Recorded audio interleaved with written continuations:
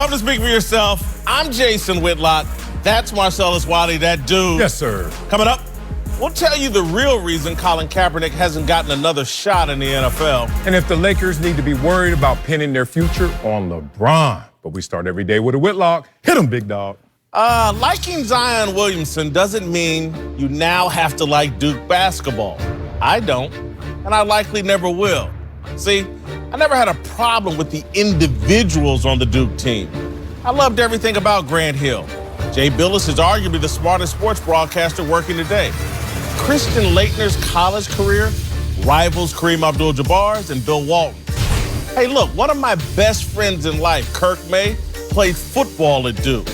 I was the first member of the media to publicly defend the Duke lacrosse players when they were falsely accused of rape. But let me be clear, I don't like Duke. And the fact that Zion Williamson is the most exciting thing to happen in college basketball since the Fab Five won't change that. So you go ahead, fill out your NCAA bracket today. Pick #1 overall seed Duke to win it all. Zion has made it fashionable to root for Duke.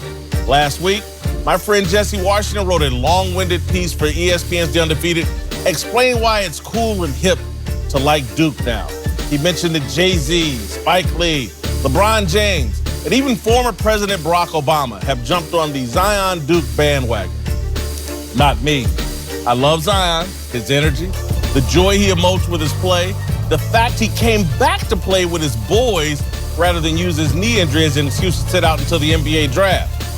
Loving the fruit doesn't mean you have to love the tree. The Duke tree is poisoned with elitism. In the sports world, nothing is more elitist than Duke basketball.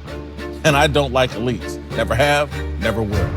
The promoted public perception that Duke basketball approached the game in a more ethical fashion than their peers always bothered me and still does. Duke looked down on Jerry Tarkanian's outlaw UNLV program. Duke looked down on John Calipari's one-and-done approach.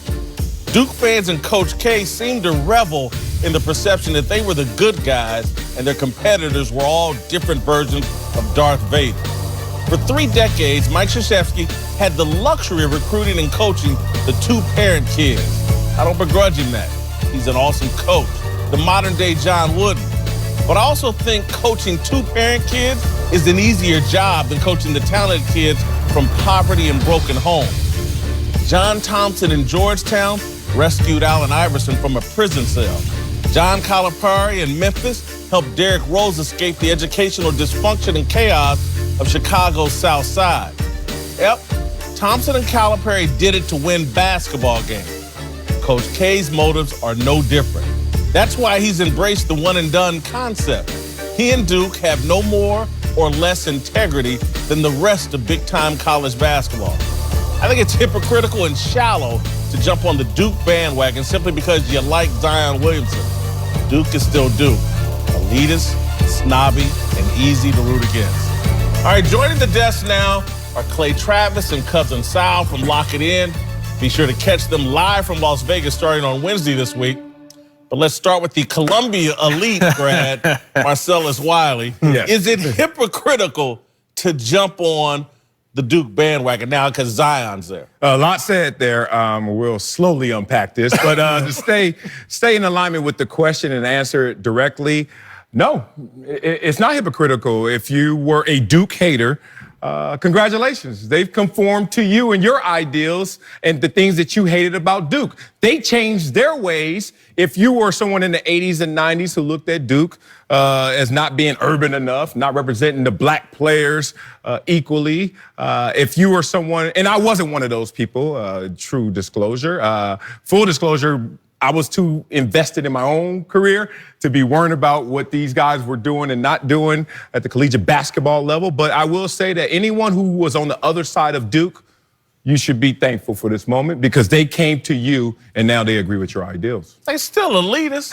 They all are, though. But that's the second question. I think this is about Zion, not about Duke. I think it's about the name on the back of the jersey more than the name on the front of the jersey. Because I think right now if Zion was playing for Kentucky, it would be all about Zion, right? I think if he was at UNC, it would be all about Zion too. I don't know that Duke has changed itself so much as Zion is the reason. I don't think this is a Duke bandwagon. I think it's the Zion bandwagon. And I think when he leaves, people can go right back to hating Duke because they probably aren't going to have another Zion Williamson ever again. By the way, Vanderbilt's elitist here. You got a Columbia elitist. All states in a high cotton right now. I don't know, Sal, you got... Oswego State, New York. I could drift out of the point. No, I hate to say it, but I agree with you. This is a once-in-a-lifetime player, and I think once he goes away, no one cared who Bo Jackson played for. If you were a Rams fan, you want to see Bo Jackson take charge and go crazy and break bats over his knees. This is going to be the same thing. Unfortunately, if you root for Zion, you have to root for Duke. If you want that thunderous slam...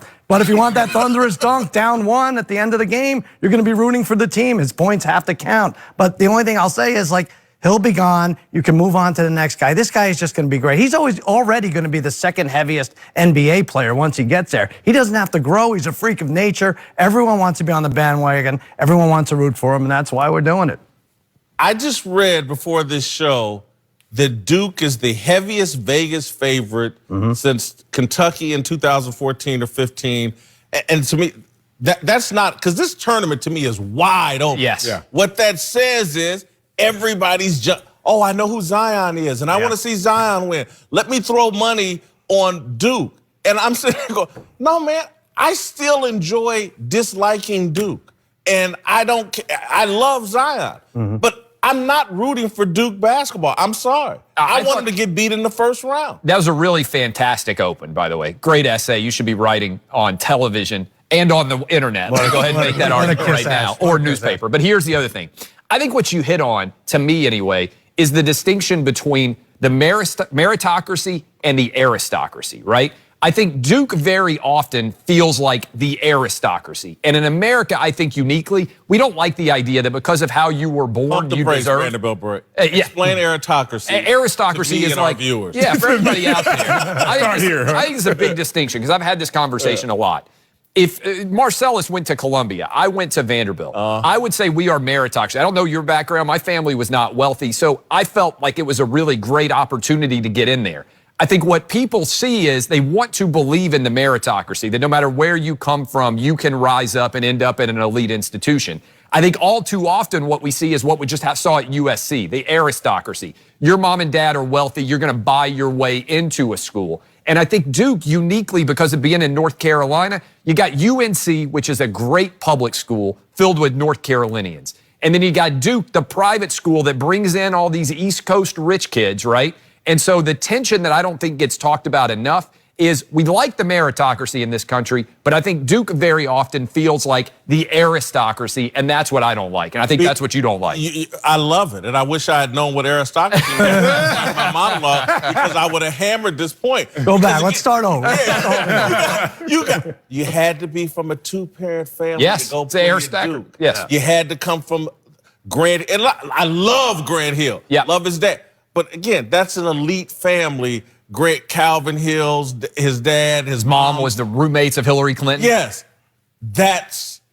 Duke is very elite. But then, see, that's where I get lost. And when you're aspirational, no one ever says, you know what, my goal is to be average. My goal is to be with the crowd. Your goal is to aspire to be the greatest. Whatever you want to say is synonymous with being elite.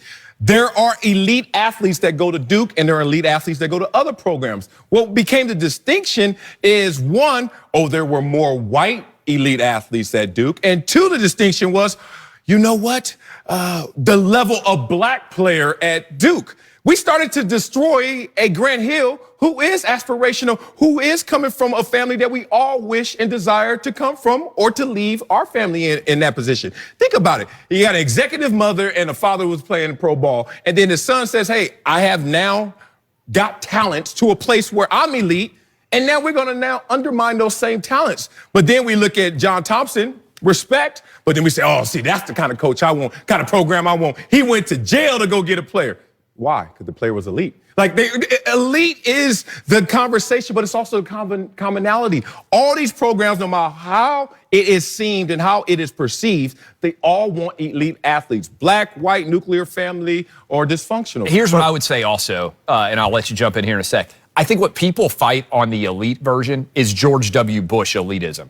you're standing on third, you're born on third and thought you hit a triple, right? I think that's what a lot of people fight against. Right. But elite overall aspirational, as Marcellus is saying, I think is a good thing. Yeah. I think the challenge is for a school like Duke to not be the version of USC where everybody's buying their way in the back door, side door entrances. You want people who deserve to be there, everybody being treated equally, I think. I think Coach K, I mean, you can label it whatever you want, but elitist or not, Coach K is 72 years old, something like that. He's going to win at all costs. He's figured out the game. Once you get to that age, you get to Jerry Jones, you're like, all right, I'm taking the Amari Cooper. I don't care if this is a dumb deal. Like, I'm doing it right now, and we'll shake it out at the end. You know, elitist, he's at 66 McDonald's All-American. So he goes after the good players at any cost. So you'll see. And the problem I think that's going to happen is in the future, you're going to see a guy like Zion. We saw he blew out his shoe.